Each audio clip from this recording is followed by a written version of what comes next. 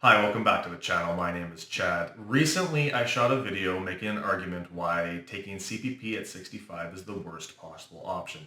And boy, did you have lots to say about that. So today's video is a response to one of the comments that was made that I found really interesting.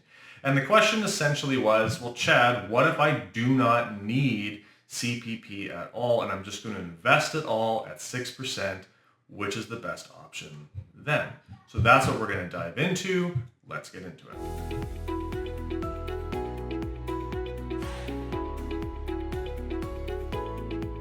All right, so if you haven't seen that video, I recommend that you go and watch it and see why my argument is that 65 is the worst possible option.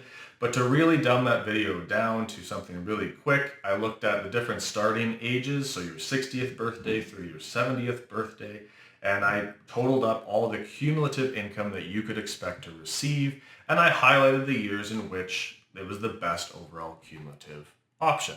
There's a lot of information here. I go through it a lot slower in that video. Go watch that one if you haven't. So here what I did is I took the argument of, Chad, I don't need my CPP. I'm just going to invest the entire amount. Where should I put it? And this is how it shook out. All right, so here's the spreadsheet, and I find this one very interesting. You'll see why in a second. So I have 6% as the rate of return. Again, that's what was suggested in the actual comment. Generally, I would say that's a little aggressive for a projection. I usually project 4s to 5s. I absolutely think 6 is a very realistic option for well-diversified investments. I just don't like to project that way, but that's what the comment was, and so I wanted to stay true to that. So in the first year, you have $640 per month coming in. You invest it starting right away. At the end of that year, you have $7,894.76. All the other options, of course, have not started yet. From there, I highlighted the best overall option, which is exactly the same thing as I did over here with the actual cumulative income.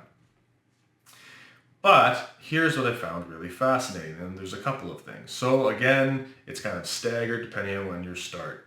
Interesting thing number one, once again, and if you've watched that previous video or you watched my video about how GIS is impacted by this, once again, taking CPP at 65 is never the best overall option, which I find, again, very amusing. Here's the other thing that I found absolutely fascinating and completely caught me off guard.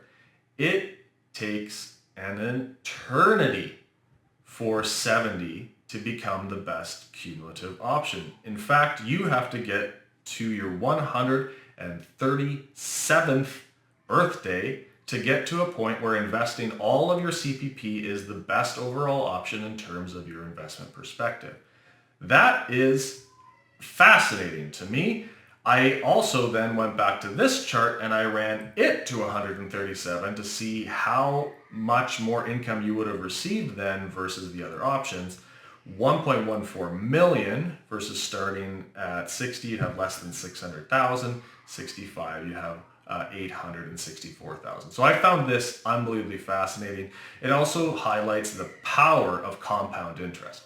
Once you have your investments rolling, in particular here, for those of you who are going to start around 67, 68, 69, something like that, it takes a long time for the next option to actually catch up. So if you were my client and you were in front of me and you were saying, Chad, I don't need my CPP, I should just invest it all, it's definitely a different perspective of how I like to look at CPP. And I would still probably make a relatively strong argument for delaying to 70, and here's why. I have another video that recently came out talking about how I like to think about building your retirement income house. And I go through the 3 stages of that where we build your foundation, we build the structure on top of that, and then we finish the inside. I am a big fan of having as robust of a foundation as possible. And so even if you do not need your CPP, I like the idea of making your foundational income sources more robust so that we don't have any vulnerabilities to other income sources. Because if you are transitioning into retirement and you do not need your CPP, that means you probably have a healthy level of investments.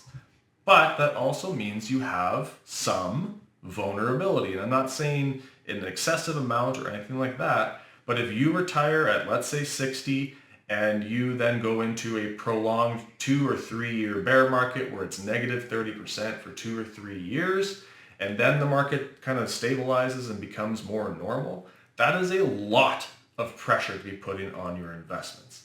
So yes, mathematically, if you were to invest all your CPP, and let's say you have a life expectancy of 86, mathematically the best option is 63, so taking CPP early makes sense. However, I still like the idea of stabilizing your foundation and making sure that any vulnerabilities that you have in your retirement are minimized by leaning more on a government guaranteed inflation protected income source as opposed to your investments.